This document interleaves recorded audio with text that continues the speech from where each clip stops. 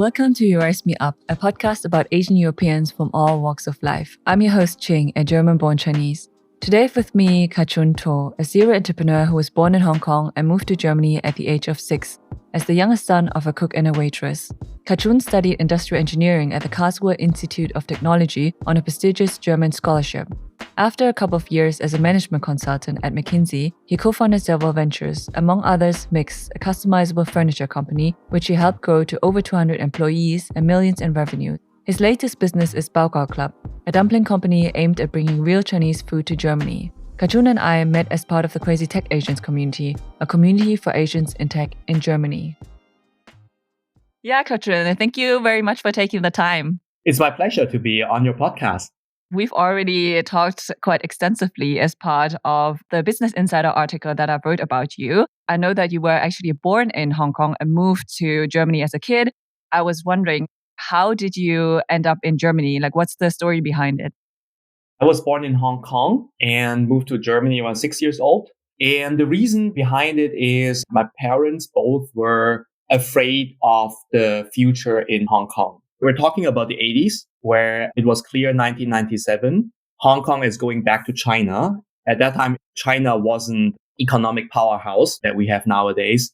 If we are talking about how limited freedom and democracy are in China today, it was even worse back then. There was a lot of fear among people in Hong Kong, which was under British rule at that time. So my father, he wanted to get out of Hong Kong to a Western country as soon as possible. And the first opportunity he had was to go to Germany. He didn't even wait until I was born. So my mom was pregnant with me at that time, but the opportunity came and he was so desperate to build a future for his family that he went alone to Germany first. And then 6 years later, when he settled in Germany, then my mom and my two elder brothers joined him later. I feel like you've had quite a typical upbringing for a German Chinese kid in the sense that your parents had a restaurant eventually and you had to help there, which very much resembles the life of my parents too and reminds me of the life of a lot of other German Chinese kids. But what memories do you actually still have of your upbringing in Germany that really shaped the way you think about your cultural identity? When I was going to school, I was in the minority, because there were not many East Asians. There is this tendency to create an in-group and an out-group. And if you don't match the in-group, tough luck if you're in the out-group and people pick on you. I so happen to be part of the out-group because I look different and also towards a certain time didn't speak the language. So I was bullied. What definitely struck me with my experience in Germany is how different the rules in society were or are versus my family rules. One of the biggest conflicts in my mind was how I should be or should not be speaking up and voice my opinion. Traditionally, in many Chinese households, I think it's pretty much frowned upon if a child speaks their mind. The classic compliment to any child in China is that they're guai. One translation is you're obedient. If you're obedient, you're a good child. That is something that in German context is a really wild concept. People would like to raise their kids in a way that they have their own minds. That's also something that is propagated in the school system. You should become an independent thinker. It was so weird for me that if I would be speaking my mind in my family, nobody really cares what I was saying. I got smacked anyways, whether I was right or wrong. The transgression of speaking up is enough to be smacked. You are not supposed to challenge your parents, your elders, or whoever. That is one of the main things that was contradicting in my mind. And I didn't know what I was doing wrong until I was a little bit older and then really understood, oh yeah, it's different cultures. There was a phase where I just want to be accepted in German society. I mostly had German friends. I think I wanted to be part of that group because I was also fed up with being treated like a foreigner, an alien. These things happened in my youth. I think it was until university that I really had this change of mind where I was like, hey, wait a minute, I actually really want to also explore the other side of my heritage. I want to go back to Asia. and see how people live there and make that experience. Kachun, in a previous conversation, you mentioned that the scholarship you received from the Studienstiftung des Deutschen Volkes, the German Merit Foundation, which is within Germany at least a very prestigious scholarship, that really changed your mindset and broadened your horizon. I was wondering if you could tell me a little bit more about that, like in what way that changed your view on life. I think my upbringing up to university, my horizon was very limited.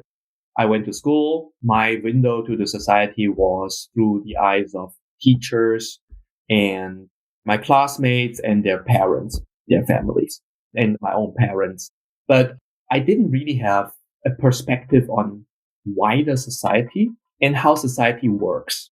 I think if you are native to a certain society, you see these things as given and know how to navigate the rules of that society. For example, what I figure out is when my parents get a letter from the government and there is any amount of money on it that they should be paying, they would be paying it no matter what, because they're so afraid of the authorities. And they don't have the concept of, oh, actually, you can inquire why they're charging you this. Is this correct? You can argue with them that this might not apply, and you can do research finding out whether you're rightfully being charged or wronged. These concepts of civil rights and that you are able to stand up to the state is something that I think many migrants don't understand because they were never brought up in that kind of system. This is something that I realized because if you don't have people with this perspective in your life, and of course, your classmates' parents are never going to talk to you about how to deal with the government.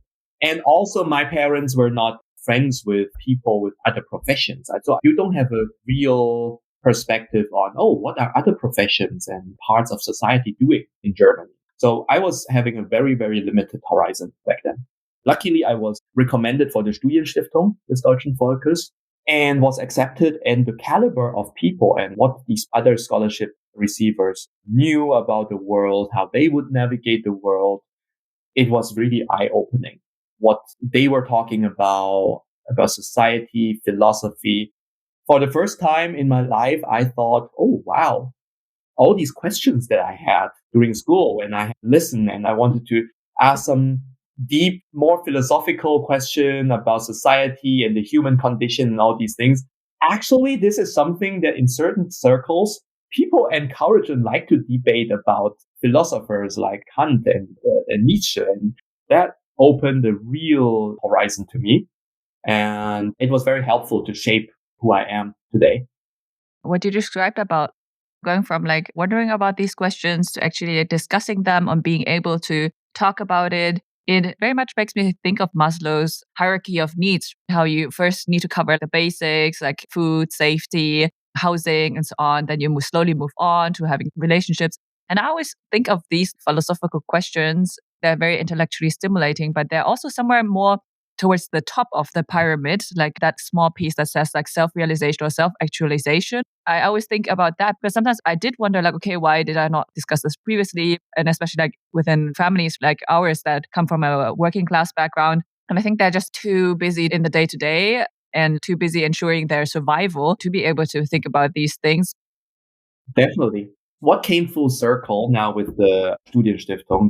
Nowadays, sometimes I also join the jury to pick new students for the scholarship.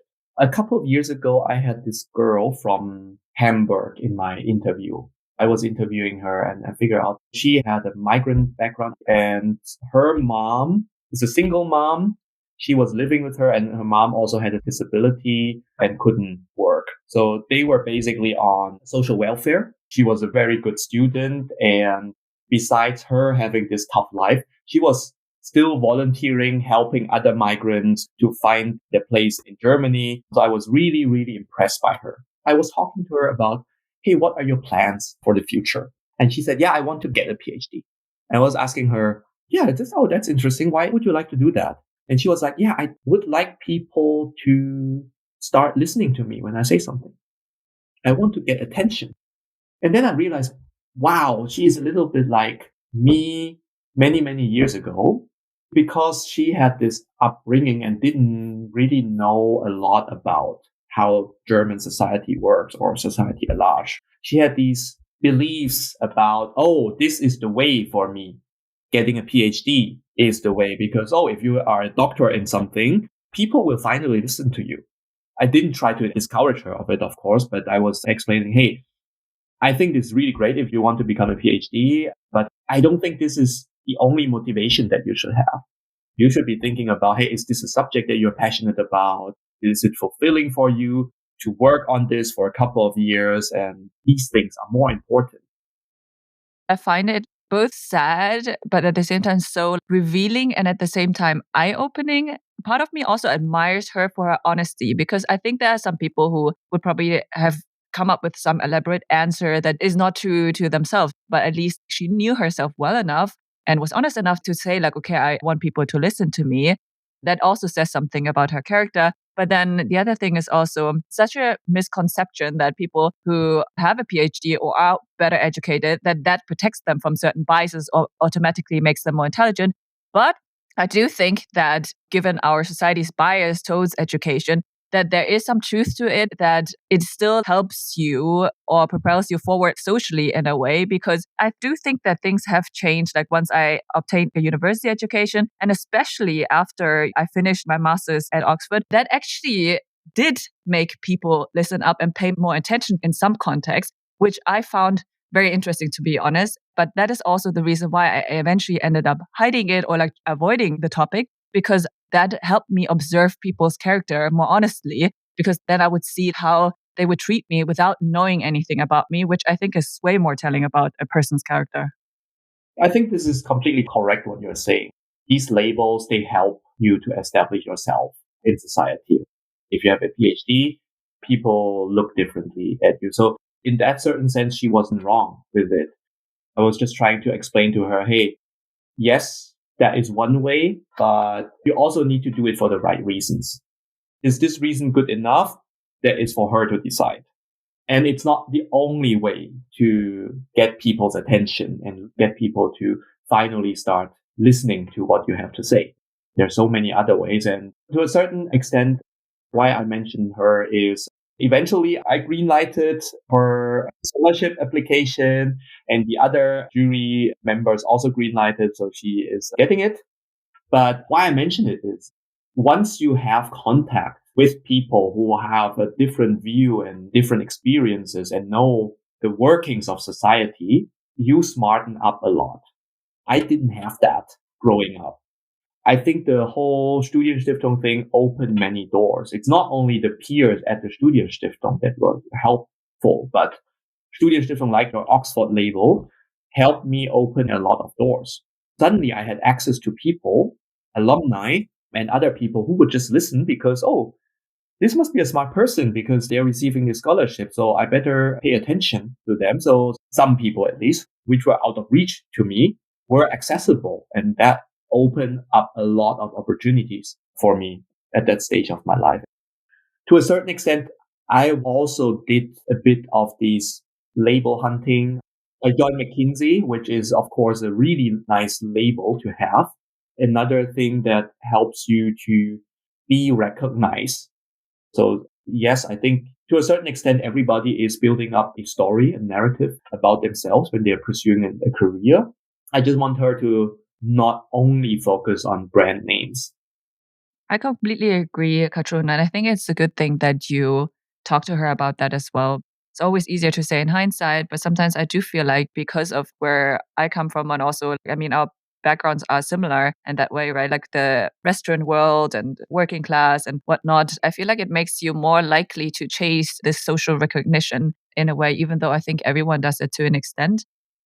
Of course, and on the contrary, for people who say, oh, no, you shouldn't be chasing these brand names, these labels, just do whatever you want.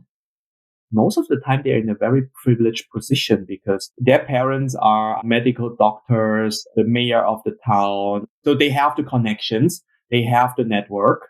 Yeah. But I think my personal take on this is I feel like economic theory actually really helped me in a lot of ways. This law of diminishing returns or the Pareto principle and so on you need to figure out for yourself when is enough, because at one point you've collected so many labels that additional labels or recognition won't have a significant impact on your life or like your network.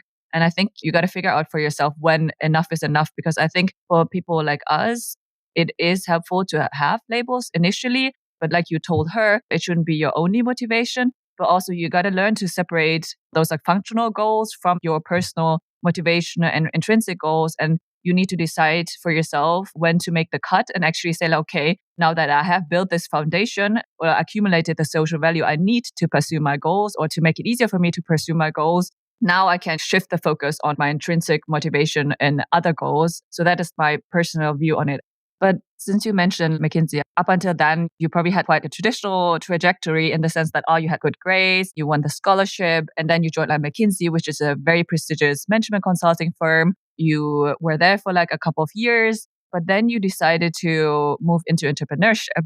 The funny thing is, after I wrote that article about you, like for Business Insider Germany, I told my mom about you. But then my mom was like, yeah, Ching, his profile sounds great, but why did he decide to go into entrepreneurship? Why take on all this trouble of being independent rather than just sticking to McKinsey? That made me laugh because that's such a traditional Asian/Chinese mindset. Better to have a stable job at a reputable firm than to be independent and become an entrepreneur. So I wanted to hear from you, like what your personal motivations were to become an entrepreneur and how did your parents initially react to it? I think by then my parents already knew that I'm out of control and there's nothing they can do. I'm quite stubborn. I have a strong mind of my own. I think my parents were definitely concerned about my future. I guarantee you they probably had similar thoughts like your mom, but they would never say it out loud to me.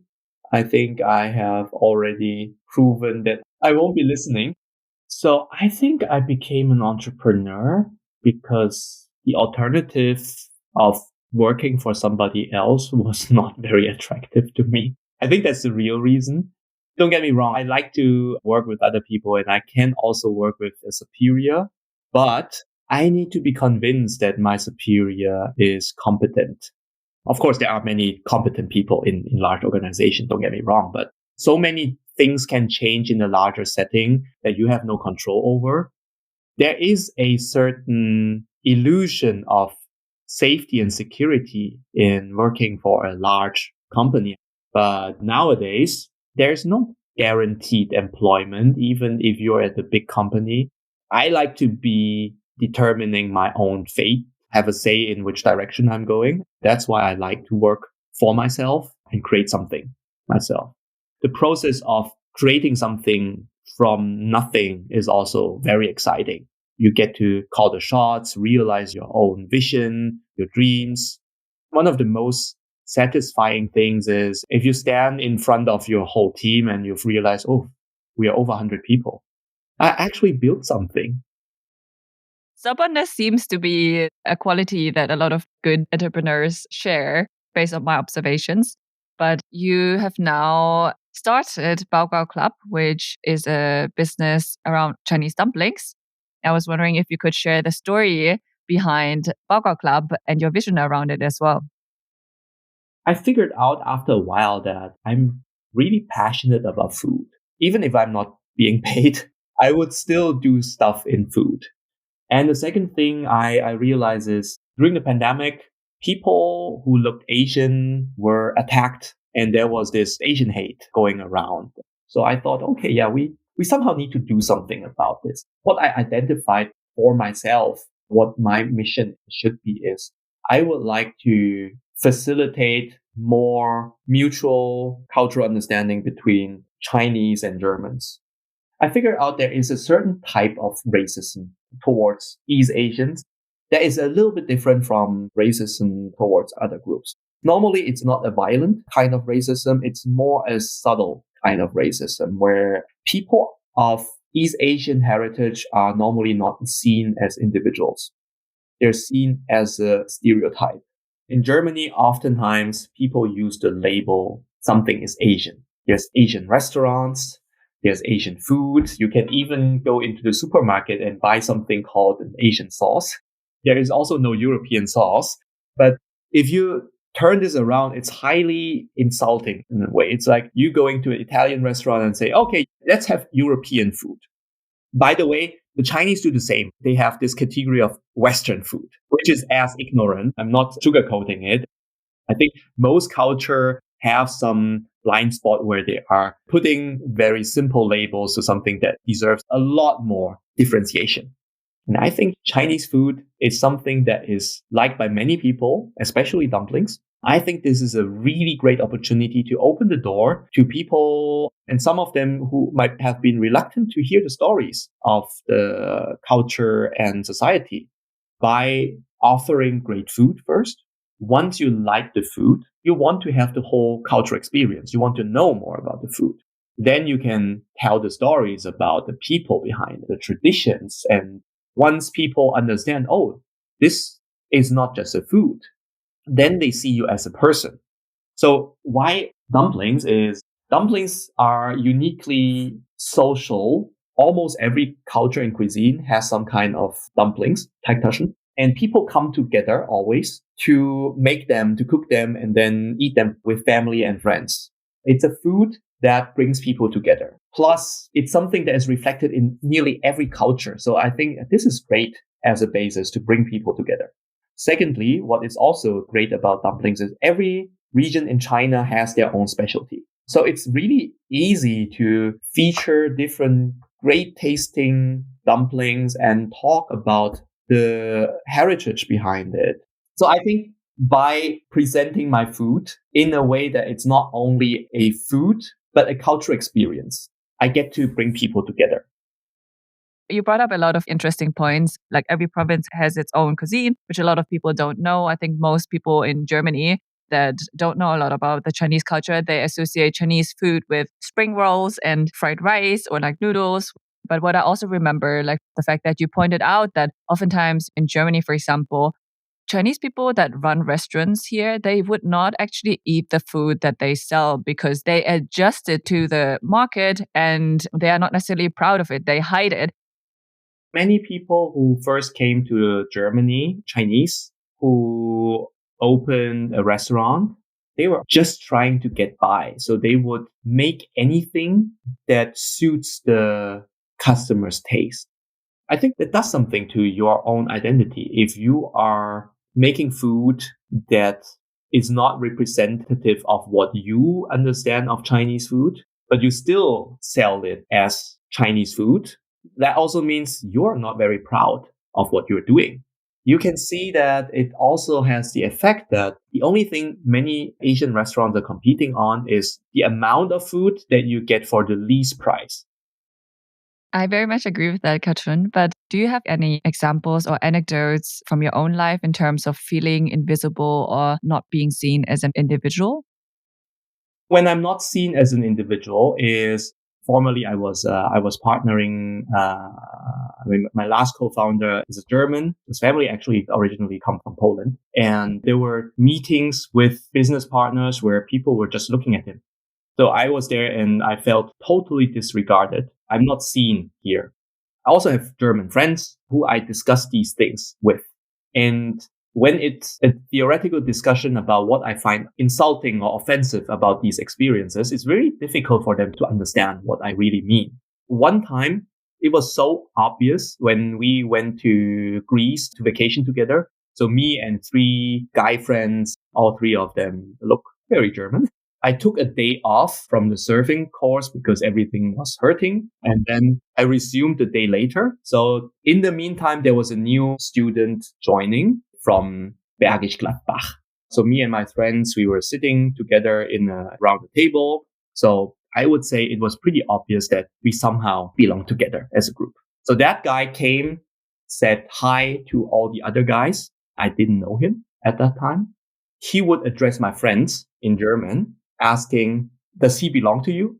And pointing to me. So I felt so not seen. I mean, talking about me in front of me and treating me like I was owned by somebody else. I can totally imagine that something in a very misogynistic country, this is probably also how sometimes women are probably treated, that nobody talks to the women themselves. They are asking the men, oh, does this woman somehow belong to your group? And it's like, oh, you don't have a voice yourself. It's not like he didn't speak English. I mean, even if he assumed I don't speak German, which is a fair point, that you might not know that I speak German, he was able to speak English. So why do that? I think it just shows that it is a systemic problem because I can actually relate to the situation as well. Because I have had several experiences. I mean, both like as a woman, where I was in a room with a handful of men in a professional context, and the presenter, a man, obviously would not make eye contact with me, but everyone else, the others, like all men, they would not notice. But I noticed that he would not even look me in the eye, or when he asked, like, "Oh, does anyone have questions?" He would not look at me. I've also had situations like only surrounded by non-Asians or white people where I felt like people were treating me differently or not talking to me, but to my German friends. Again, like my German friends would usually not necessarily notice the difference, but I, having experienced this several times, would notice. In hindsight, I am very glad that my friends were around when I experienced that because it was so blatantly visible how my experience with racism looks like. I'm glad that they've seen it and experienced it. So now we can talk about it. Before it was always difficult to make them understand what I really mean with it. Once you have seen it firsthand and experienced how invisible sometimes you become in the eyes of these people, then you finally understand what we're talking about. Racism is also something that is not being discussed in a differentiated way. There's obviously a difference between racism in the sense of somebody is going to hit you in the face because you look different or you have a different culture. These kind of more subtle ways to make you feel like an outsider or not seen. This is a different kind of racism, which is, of course, not as severe as violence. I also think that many people, they are not aware that what they are doing or saying can be considered racist or at least is insulting and offensive and hurting some people. And the inability in German society to make a differentiation between these different levels or different dimensions of racism makes it very hard to rectify and correct these things because in Germany, you cannot be called racist because anytime somebody calls you racist, you need to be fighting against it because if you admit to it, you are a persona non grata, you are not accepted in society, and you're basically outcast in most circles. There's no other way to react to it than denying it. But what you need to do is you need to be able to differentiate between is a person racist or has he said something or done something that could be considered racist. It's two completely different things. And I think this is something that is not being picked up in the whole discussion that, oh, actually we need to be talking about racist speech, racist actions without condemning the person automatically for it. I'm sure everybody, including me, has said something racist in their lives, intended or not intended. But it's very important that we can talk about it and point out, okay, yeah, this is hurtful for some people. Maybe we shouldn't be doing that without condemning that person to be a horrible Nazi or racist. Yeah, I think it's a more general problem in German society that the public debates are often too black and white, I would say. But also in the context of racism, I think it is also very much tied to German history. And like you mentioned, the Second World War and Nazis. I feel like every time you even mention the word race, it's such a taboo nowadays because within the German context, it's usually associated with the persecution of Jews during the Second World War and the Nazi regime. And like you said, there is too little differentiation between the noun like racist and the adjective that describes actions like racist. And I also think it's such a disappointment that these subtle conceptual differences that they're not being discussed at school. But yeah, having said that, Kachun, I was actually curious because you mentioned your German friends. What do you think non-Asians can actually do to support their Asian friends once they've realized that racism against Asians does actually exist? I think having the awareness and talking about it without judgment should be the norm. It's not constructive in Germany to talk about racism unless you're very sure that you already have some kind of similar understanding of what we mean. Otherwise, most of the time when you talk about racism directly, people are put in a defensive mode. I think starting this conversation, addressing these things without label is probably the best thing to do. Otherwise, you easily get into the other extreme where people are saying, oh, you are now censoring people. You are going the other extreme, and people start to complain about, oh, this wokeness and inclusivity. It's like forbidding speech and stuff, which it's not about. It's about how do you make other people feel? It is okay to say a lot of things, but what's your intention? Are you hurting somebody? Can we be more empathetic to other people? What challenges have you faced so far as like an Asian European entrepreneur or like as the co-founder of Bao Gao Club in general? There have always been a couple of customers who would buy our food and later tell us, oh, this is too expensive. I think for one, Chinese and Asian food, except for Japanese food, is not being seen as something that can be premium in quality and price oftentimes. If you compare the amount of work and the quality of ingredients that go into our food, I think what we are charging is very fair, especially also considering that we are following all the rules and legislations. We are paying tax. We are paying fair wages. We are using quality ingredients. So quality has its price. Whereas if you went to a French restaurant, most of the time, nobody would question that a dish costs a little bit more because they're, oh yeah, this is good food. This is somehow justified. Most Asian cuisines don't get that premium. They're being treated like, oh yeah, it needs to be cheap. So if you insist on, I want my cheap Chinese food, I would rather drag you as a restaurant who's trying to be representative of our culture. I would rather drag you down to a lower level so I'm happy and I get my cheap fare. With that, I think you are also in some respect dragging down the whole community. In the context of everything that we've talked about and your personal story, what advice would you give to your younger self? I think I would tell him to be a little bit more relaxed about everything in life. So when you're trying to build something for yourself, a career, a company, and so on, oftentimes you are pushing limits. And it's not always healthy nor constructive to do that. You need to understand which fight you want to fight, what is very important to really push. I think everybody makes mistakes, and this is the only way to learn. When you are not more relaxed about it, that these things happen, you are not only punishing yourself, but you are also creating a atmosphere of fear in the team. Being relaxed is such an easy thing to say, but it's about being relaxed when it's actually more constructive to be relaxed, where you're helping yourself. You're doing yourself and your team a favor by being more positive about many things and not driving the whole team and yourself crazy. I see. So it sounds like it's very much about being more self-compassionate in the sense of being kinder to yourself, but also more understanding and forgiving towards others to create an atmosphere of psychological safety. I think that's very valuable advice. And I think your story and experiences were also very interesting. Thank you for taking the time to take part in the podcast. It was my pleasure. It was really fun talking to you. And I think we touched on so many topics and we could easily have continued talking for another 3 hours. I think. Definitely. Yeah. Yeah. Thanks for inviting me. I had a blast. I wish you good luck with all your endeavors. Thank you very much.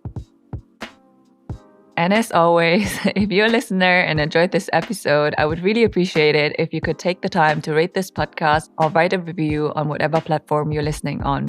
Thank you.